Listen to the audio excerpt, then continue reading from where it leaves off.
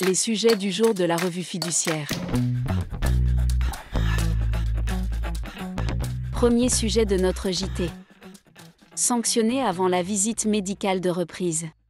Lorsqu'un salarié doit passer une visite médicale de reprise à l'issue d'un arrêt de travail, celle-ci doit avoir lieu au plus tard dans les 8 jours de la reprise. Dans cet intervalle, le contrat de travail reste suspendu, ce qui n'empêche pas le retour au travail du salarié. Si ce dernier commet une faute pendant ces 8 jours, de quelle marge de manœuvre disciplinaire dispose l'employeur ?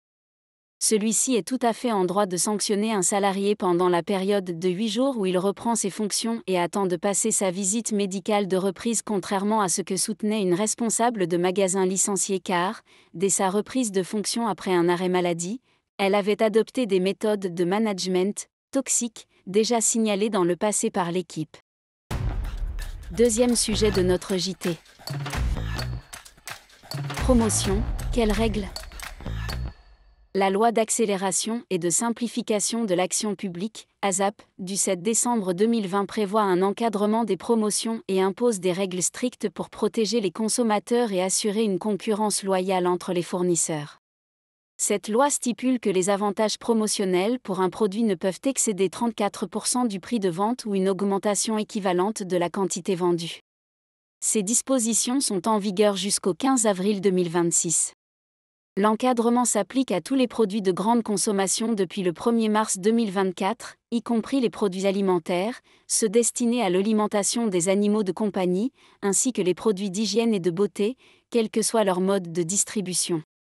Certaines offres commerciales ne sont pas soumises aux règles strictes de l'encadrement des promotions.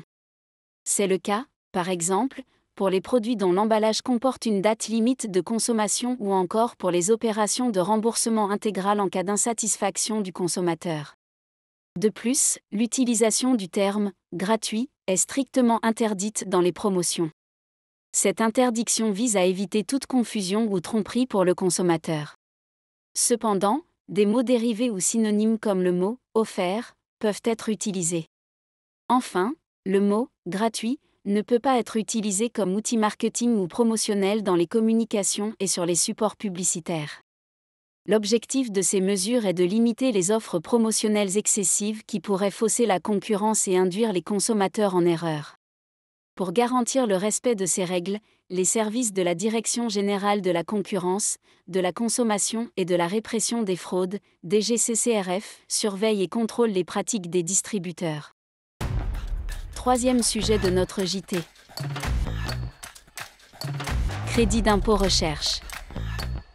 Sont prises en compte dans l'assiette du crédit d'impôt recherche, CIR, les dépenses de personnel afférentes aux chercheurs et techniciens de recherche directement et exclusivement affectés aux opérations de recherche scientifique éligibles. Dans le cadre d'un rescrit fiscal, l'administration a indiqué que les dépenses de personnel liées au recours à des salariés en portage salarial peuvent être prises en compte dans l'assiette du CIR. Pour cela, le portage salarial doit respecter les conditions imposées par le Code du travail et les salariés doivent effectuer les opérations de recherche éligibles dans les locaux de l'entreprise et avec ses moyens. Enfin, seule la rémunération et les charges sociales des chercheurs et techniciens concernés peuvent être retenues dans l'assiette du CIR au prorata du temps passé, à l'exclusion des autres frais inclus dans le prix de la prestation.